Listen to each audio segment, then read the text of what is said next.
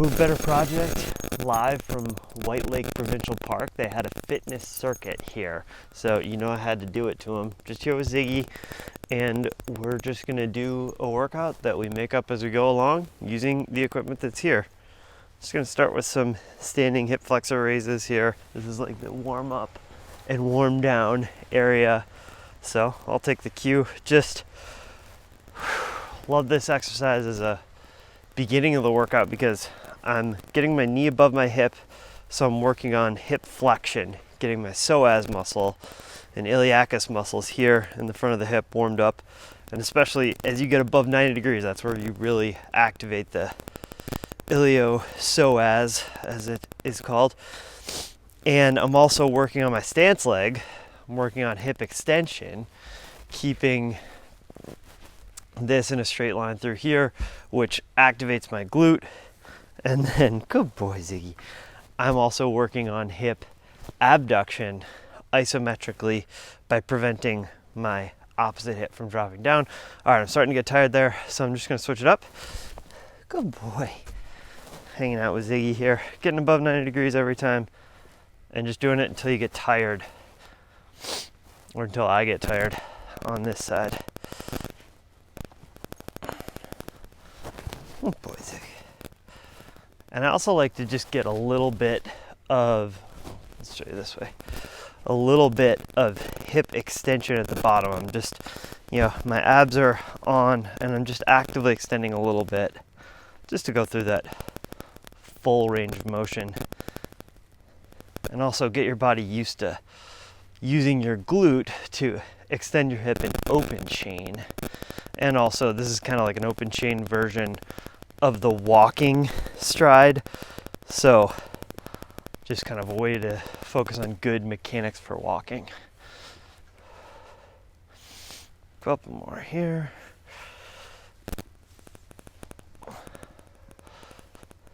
Okay, so I've been driving, obviously. Whoop. We're on a road trip, boys trip, me and Ziggy. So that means a lot of time spent sitting, which means short hip flexors. So I'm just gonna do a quick half kneeling hip flexor here. More basic hip extension stretch, but one that's good for when you're really tight. You just wanna focus on bottom glute working, posterior pelvic tilt, abs as in rectus abdominis are tight and working, big breaths in, expanding my lower ribs, expanding, my abdomen, working on using my diaphragm to breathe in, breathing out, trying to keep that expansion and stability through the middle. I can work on getting my shoulders back, work on tucking my chin. Just really good stretch to do at the beginning of the workout. Just a reverse sitting, get your body, we can open up these tight hip flexors. We just did some, hip flexor raises to get some blood flow in there. And now we're taking advantage of that warmth and movement to stretch it out.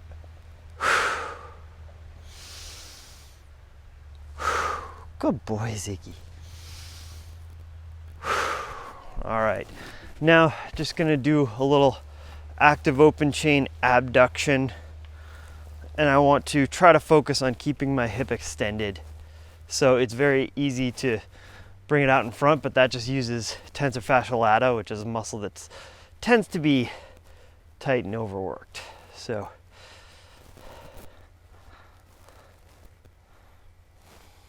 hey there, how's it going? Just ignore the camera, just doing a YouTube video here.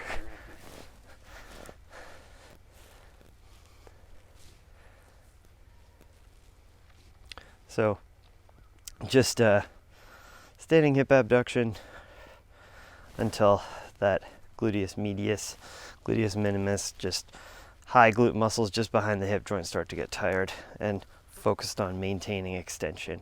If you want a bonus, you can really try something. You can go abduction, focus on maintaining extension, actively internally rotating as you get out there. That is tough. your tendency in abduction is to go into external rotation, but that again tends to overwork TFL. Whew. And you're really working abduction on the stance leg as well. All right, I'm just gonna improvise a little glute stretch here because I got what I got. And I'm just gonna do this sort of figure four. People think of this as a piriformis stretch, but you can also use it to get into gluteus medius, gluteus minimus. I'm just gonna focus on abduction, but hopefully you can see I'm just pushing my hip away. So my left leg is in just a good basic single leg squat mechanics. I'm really pushing, using my weight to drive my hip, down and back and out to the side and pushing into the corner. Pretty intuitive. Once you feel a stretch in your glute med, you know you're doing it right. You can use this same position to work piriformis by getting into more flexion and external rotation. But either way, it can be a little bit tough on the outside of your knee. So if your knees are tighter, you'll definitely want to use some kind of a supported position like that. This is working for me right now though. Okay, other side. Again, using these stretches to really focus on my breathing. Trying to expand into the lower ribs. I'm stretching sort of deeper gluteal muscles, so a good chance to work on opening my pelvic floor on the in-breath, just relaxing the pelvic floor, allowing my sit bones to press apart, and then on the in-breath, drawing together, pulling my sit bones together, sort of contracting the pelvic floor. If you're unfamiliar with what a pelvic floor contraction feels like, a lot of people like the cue, stop the flow of urine. So imagine, you're taking a pee and you have to all of a sudden stop. That's a general way to think about it. Okay, whew, good stuff. Let's just do a little bit of hip adduction. Just my hips are tight a bit in the car. So let's think about how to do this in standing. I usually do it in side lying, but that's gonna be tough here. Here's a good idea. So I'm gonna just drop off, maintaining hip extension on my right leg and actively bringing that leg across. Working on contracting the groin muscles. Oh man, bugs everywhere here. Is it you getting eaten alive? No, you're just chilling. And then same thing on the other side. Again, it's really just that contraction of the groin muscle. Definitely think these are better in side lying for sure, but I'm doing what I got. Good boy, Ziggy. And then just gonna do a little super lunge variation. Let's see, do I have the juice for this? Yeah. So getting into deep hip flexion, deep abduction. So just letting my knee fall out towards you. Hopefully you can see that. Get back here. Just letting that sink in there. You could totally do this on a lower surface. This is just what's working for me. Coming up onto the toe of the back foot, so I'm not quite tall enough. Ideally I'd be on that heel, but this is fine. And I'm using my abductor muscles, my glute med, glute min, a little bit of TFL to drive my knee out actively. So I'm actually just using my hip muscles to stretch, my outer hip muscles to stretch my inner hip muscles. I can get in here with an external force and use my elbow, but usually it's just enough to work on the other side. All right.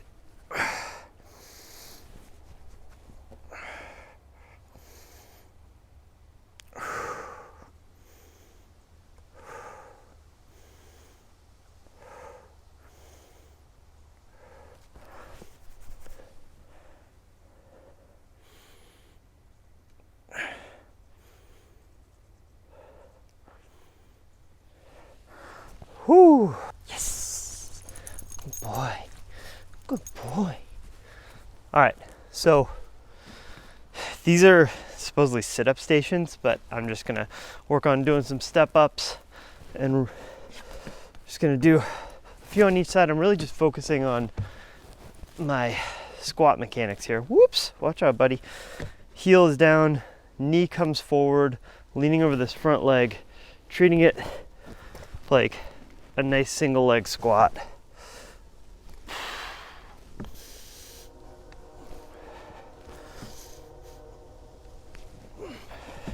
I'm gonna just do the same thing on the other side.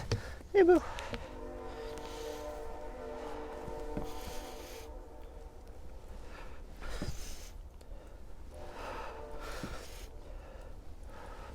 And what I can really focus on here is, as I'm lowering down, trying to really control that movement, drive my knee forward, drive my hip backward, good single leg squat mechanics, and then the next progression is just to barely touch the toe, and then the progression after that would be to barely touch the heel, which starts to get tough for me. Okay, I'm gonna go to the bigger box for the next set. And I'm not even counting reps, I'm just doing these until I start to feel tired.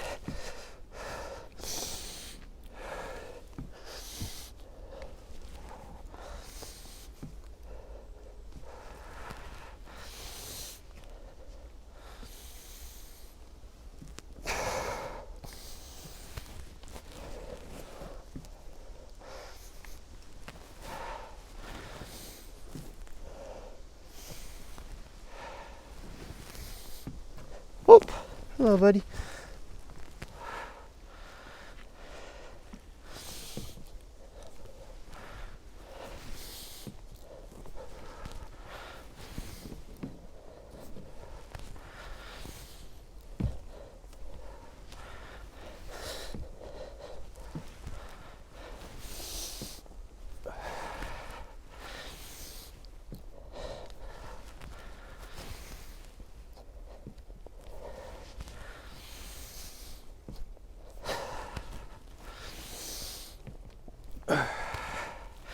Whew.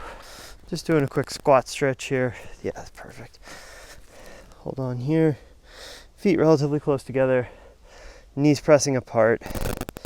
Just sinking in here. Helping myself with my arms as much as I need, but ideally as little as possible.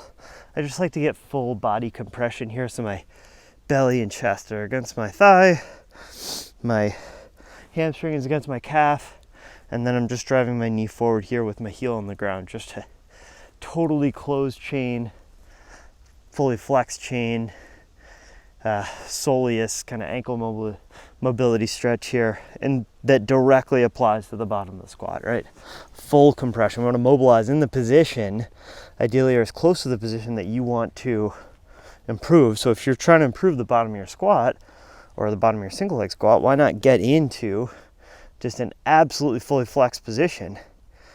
And I've got full contact, from my chest all the way down to the bottom of my belly, with my thigh, hamstring, calf totally together, and heel is on the ground or just barely coming off with the mob, and I'm just driving the knee forward over my middle toe. Sometimes even a little outside, if that feels like that's really restricted, hitting dorsiflexion plus eversion for you anatomy people out there. Eversion just means that the sole of my foot would go outward, so if my knee is going outward, hard to think about maybe if you're not used to kinesiology, but it's the same movement. Having strength and flexibility in that direction is something that's really important for preventing ankle sprains, which is the exact opposite movement. But having less space here means you spend more time there. Oh.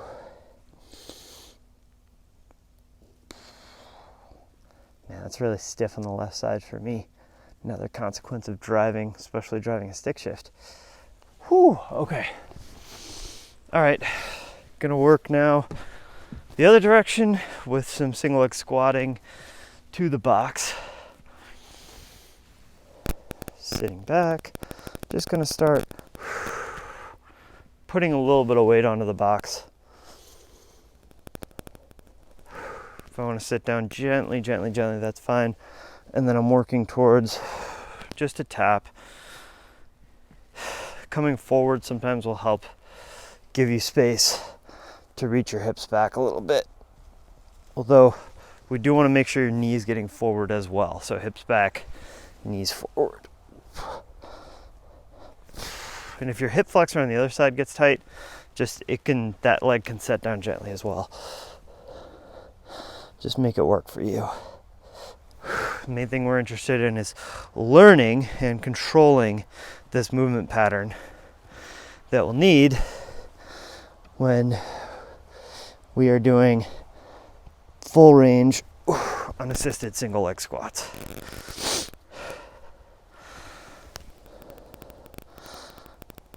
One thing I can think about a little bit with single leg squatting is if I'm pulling my knee out, I'm engaging gluteus medius, gluteus minimus, piriformis, hip external rotators that can keep me in a stable position. As a bonus, in a closed chain position, controlling a ton of leverage with the other leg off the ground.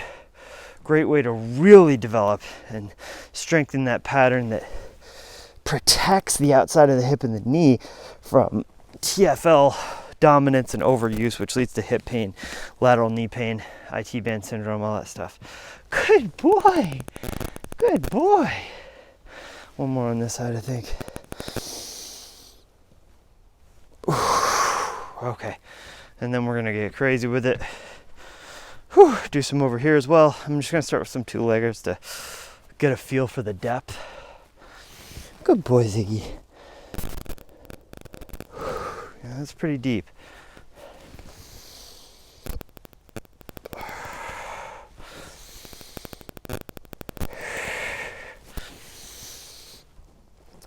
With the two-legger, and I don't have a counterweight like I normally do when I practice squatting, but I'm really just focused on reaching forward, keeping my shoulder blades stable, retracted, depressed, externally rotating the arms, driving the hips back, pushing the knees apart.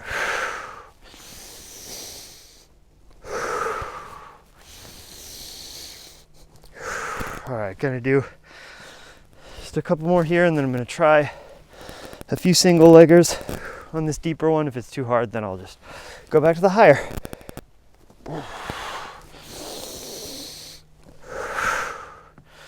Okay, maybe 5 on each leg be the goal here. That's actually okay with the front foot down.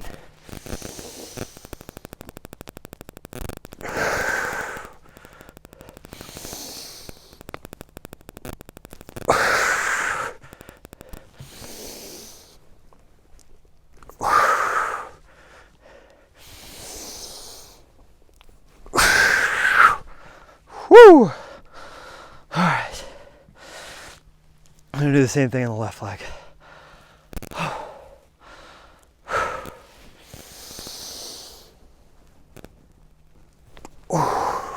Not quite as good on that side, as you can tell. My ankle mobility, not as good on the left. History of several very bad ankle sprains on this side. Means that I gotta work a little harder for it over here. See if we can grind through it.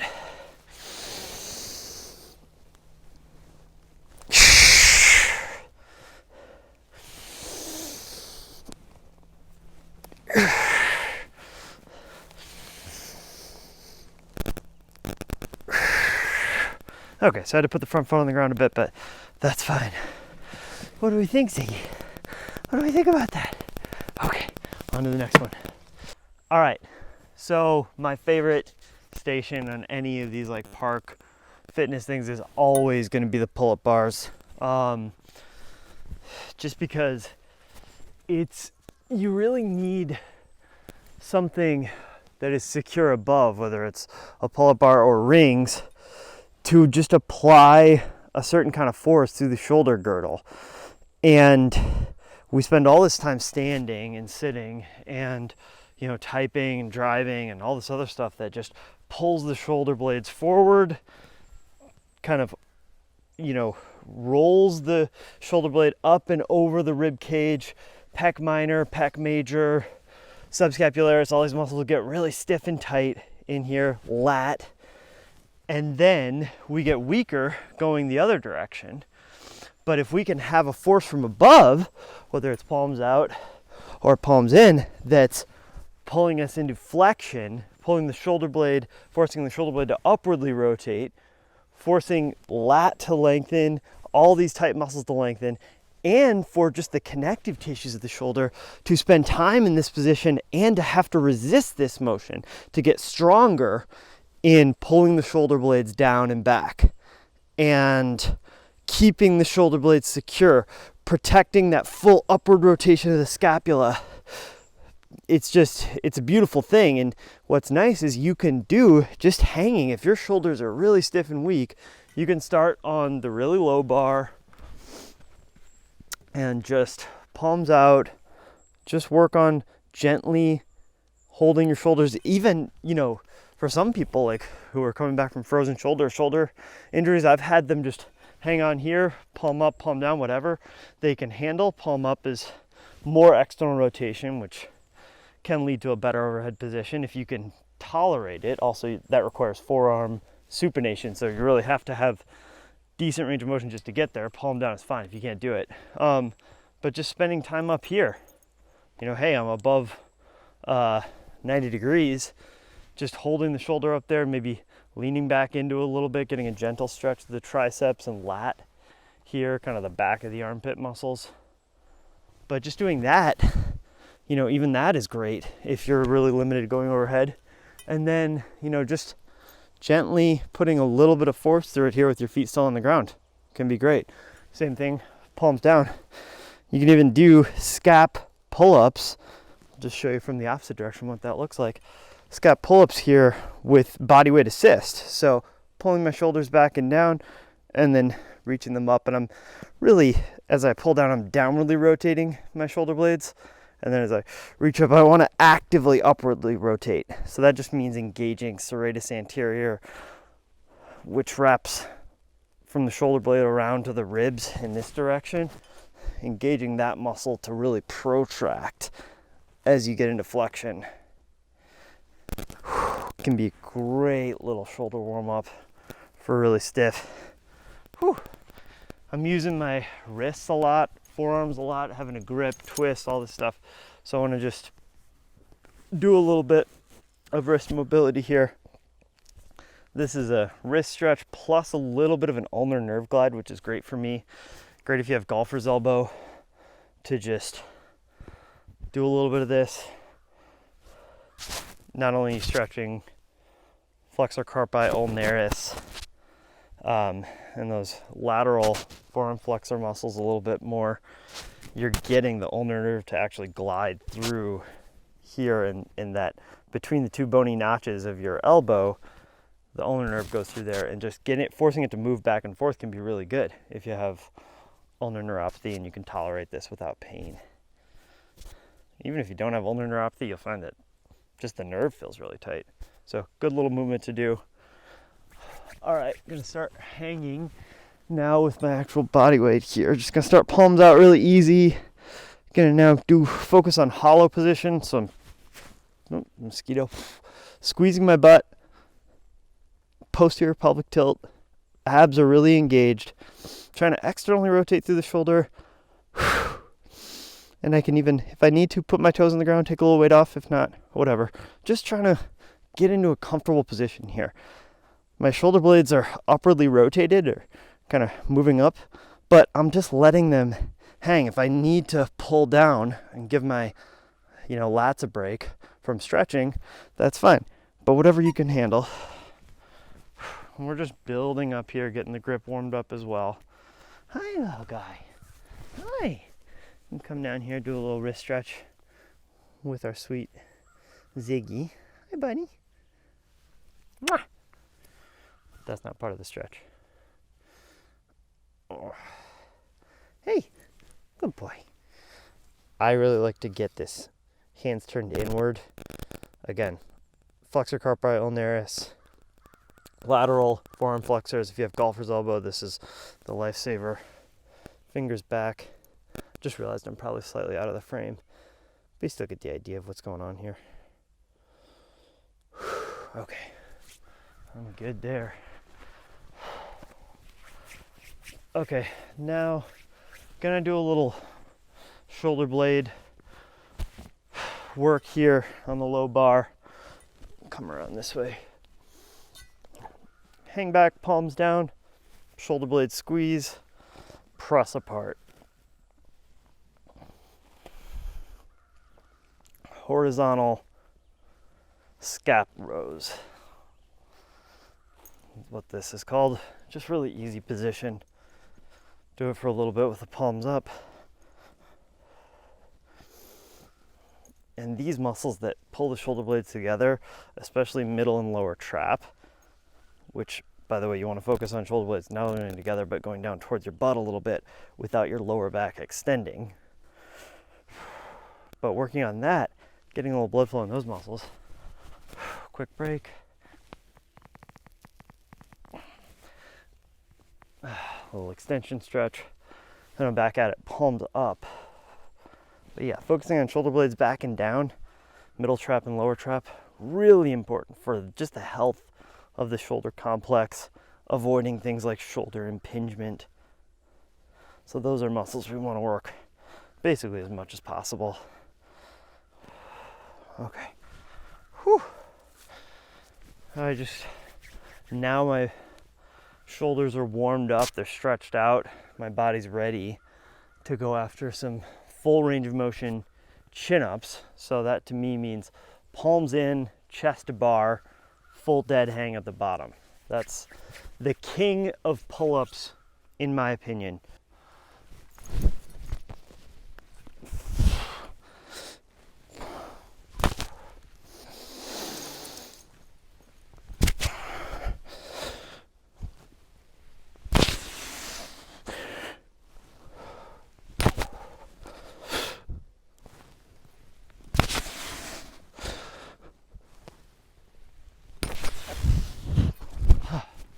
Six reps.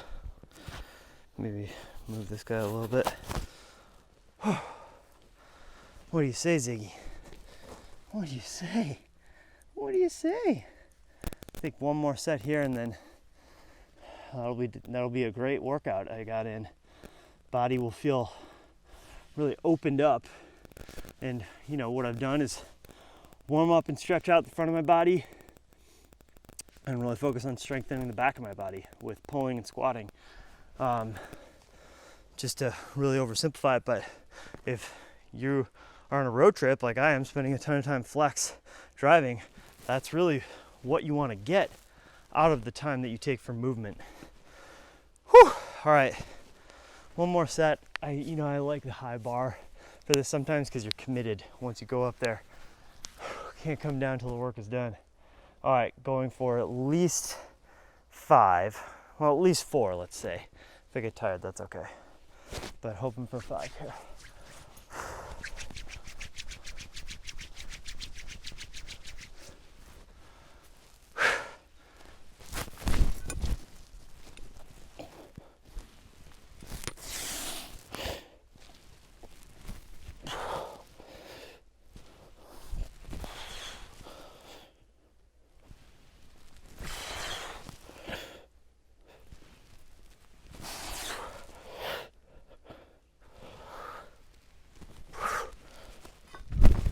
All right, great workout. Thanks for tuning in. Make sure to subscribe to the Move Better Project. Thumbs up on this video if you liked it. Leave me a comment, let me know what you think, and we'll see you next time.